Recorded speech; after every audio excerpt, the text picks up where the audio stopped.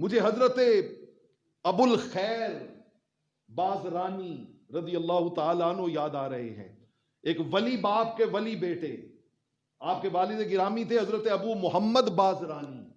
میں نے کہا میں روٹین سے ہٹ کے آپ کے سامنے کچھ باتیں عرض کر رہا ہوں. یہ بھی خلاصۃ المفاخر میں بھی موجود ہے اور بہجت الاسرار میں بھی موجود ہے. کہتے ہیں میرے والد گرامی جب وقت نزا آیا نا تو میں آپ کے پاس بیٹھا ہوا تھا، تو بہت بڑے شیخ تھے، میرے والد بھی تھے، میرے مربی پیر مرشد بھی تھے.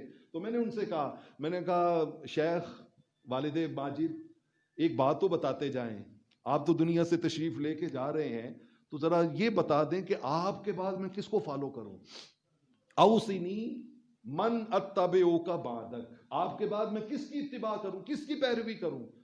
روحانیت کے باب میں کس کو فالو کر کے اس کے پیچھے چلوں.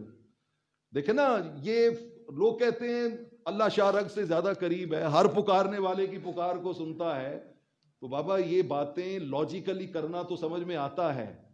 تو یہ ایسے ہی ہے جیسے پورے نالج میں ہر بیماری موجود ہے، ہر بیماری کی دوائی موجود ہے، اس کی علامات موجود ہیں، لیکن آج تک کبھی کسی مریض نے گھر بیٹھے بیماری اور اس کی علامات پڑھ کے خود اپنی میڈیکیشن خود کی ہے؟ نہیں. وہ کسی ماہر طبیب کے پاس جاتا ہے، اور ماہر طبیب بھی ڈھونڈتا ہے یار کوئی اسپیشلسٹ ہونا چاہیے، اسپیشلسٹ ہونا چاہیے. بابا میں آپ ہم دنیا کی چھوٹی چھوٹی چیزوں کے لیے اسپیشلسٹ ڈھونڈیں، تلاش کریں. اس دل کو صاف کرنے کے لیے کسی اسپیشلسٹ کی ضرورت نہیں. اس کے تزکیہ و تصفیہ کے لیے کسی ماہر تصوف اور ماہر روحانیت کی ضرورت نہیں ہے. ضرورت ہے تو قرآن نے کہا یا ایھا الذین آمنوا اتقوا اللہ وکونوا مع الصادقین. تقوی کی راہ پہ چلنے والوں، تمہیں یہ تقوی کا نور صادقین کی صحبت و سنگت کے بغیر نہیں مل سکتا. ان کی معیت میں خود کو لے آؤ، اور ان کی سنگت میں آ جاؤ گے نا تو پھر یہ فیض تمہارے ظاہر کو بھی روشن کر دے گا، تمہارے باطن کو بھی روشن کر دے گا. کہتے میں نے اب والد گرامی شیخ سے کہا حضور آپ جا رہے ہیں تو آپ کے بعد کس کو فالو کروں. کہتے انہوں نے کہا بغداد میں شیخ سید عبد القادر ہیں، ان کو فالو کرنا. میں جانتا نہیں تھا حضرت ابو صالح کہتے ہیں، میں جانتا نہیں تھا ابو الخیر، سوری حضرت ابو الخیر. کہتے میں تھوڑی دیر کے لیے میں رک گیا وقفہ ڈال کے کہ ابو جی مرض کی شدت میں ہیں. تو میرے ذہن میں تھا کہ جو ہمارے شہر کی، ہمارے علاقے کی بڑی بڑی گرامی قدر ہستیاں ہیں، ان کے خلفاء ہیں، تو آپ کسی اور کی طرف میری رہنمائی کریں گے. کہتے تھوڑی دیر کے بعد میں نے پھر پوچھا ابا جان آپ کے بعد کس کو فالو کروں. کہتے بغداد میں شیخ سید عبد القادر جیلانی ہے بیٹے، ان کو فالو کرنا. کہتے میں پھر تھوڑی دیر بعد رک گیا، تھوڑی دیر بعد میں نے پھر عرض کی ابا جان آپ کے بعد میں کس کو فالو. آپ جلال میں آ گئے. آپ نے فرمایا جس زمانے میں عبد القادر ہو کسی اور کو فالو کرنے کی ضرورت رہ جاتی ہے؟ فرمایا ان کے سوا کسی کو تم نے اتباع اور پیروی نہیں کرنی. والد صاحب کا وصال ہو گیا. حضرت ابو الخیر کہتے ہیں میں آیا بغداد شہر میں، آپ کا درس جاری تھا. آپ اٹھا کے پڑھیے بڑے بڑے ائمہ حدیث کو 70 ہزار کا مجمع ہوتا تھا.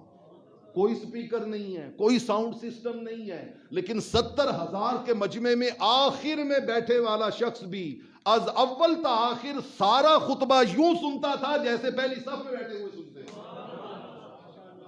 آیا حضرت ابو الخیر، کہتے میں آ کے مجلس میں بیٹھ گیا. جب مجلس میں بیٹھا تو حضور غوث پاک کی زبان پہ یہ جملے تھے. فرمایا لوگو تم سمجھتے ہو کہ میں اپنی مرضی سے تمہیں واز کرتا ہوں؟ کہا مجھے اس رب کی قسم جب تک میرا رب مجھے حکم نہ کرے میں واز کرتا ہی نہیں. میں واز کرتا ہی نہیں. آپ کے بیٹے نا علوم سے بہرہ مند ہو کے فاضل ہو کے آئے تو ایک دن کہتے ابا جی آج جمعہ میں نہ پڑھاؤں.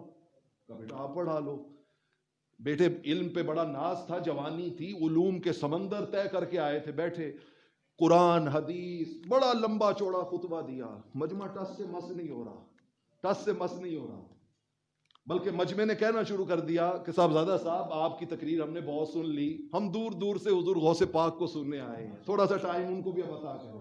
حضور غوث پاک ممبر پہ آئے اور آپ نے ممبر پہ بیٹھتے ہی ایک جملہ کہا. آپ نے فرمایا قیامت کا دن کتنا خوبصورت ہوگا. میں نے جب یہ ان کے جملے پڑھے تو مجھے اپنے سیدی اعلیٰ حضرت یاد آئے. حشر کا دن ہے ان کی زیارت کا دن، اور ایسے روزے قیامت پہ لاکھوں سلام۔